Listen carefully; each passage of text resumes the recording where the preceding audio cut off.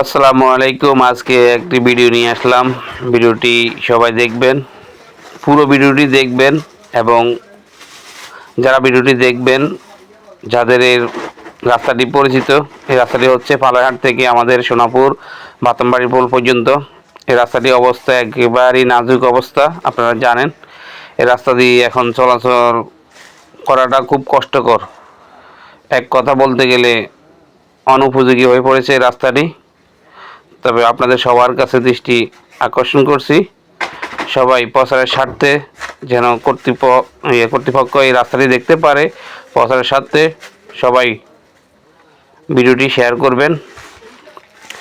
আমার লাভের জন্য নয়, এই রাস্তাটার জন্য আপনারা শেয়ার করবেন, কারণ এই রাস্তাটি আমরা অনেকেই চলাফেরা করি, হাজার হাজার মানুষ এই রাস্তাটি দৈনিক চলাফেরা করে। তাই আবারও বলছি, ভিডিওটি দেখে ভিডিওটি আপনার সামনে গেলে আপনি ভিডিওটি শেয়ার করবেন।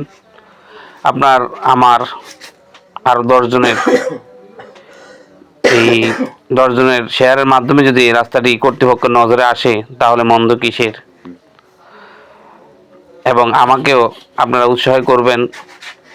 উৎসাহ দিবেন এই শেয়ারের মাধ্যমে, যেন আমি সমাজে এভাবেই আশেপাশে গ্রামগঞ্জে বেহাল অবস্থা যে সড়কগুলো রাস্তাগুলো আছে সেগুলো যেন আমি তুলে ধরতে পারি। তাই আপনাদের সবার সহযোগিতা এবং ভালোবাসা চাই।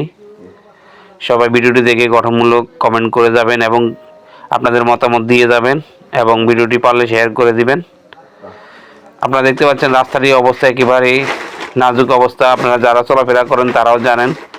এই রাস্তাটি বৃদ্ধ থেকে শুরু করে গর্ভবতী নারীরাও স্থির চলাফেরা করে, কিন্তু এই রাস্তাটি যদি একদম বৃদ্ধ অসুস্থ, আপনার মা, আমার মা, আমার বোন, আপনার বোন চলাফেরা করে, তারা কতটুকু অসুস্থ হয়ে পড়বে তা আপনারা অনুমান করতে পারবেন।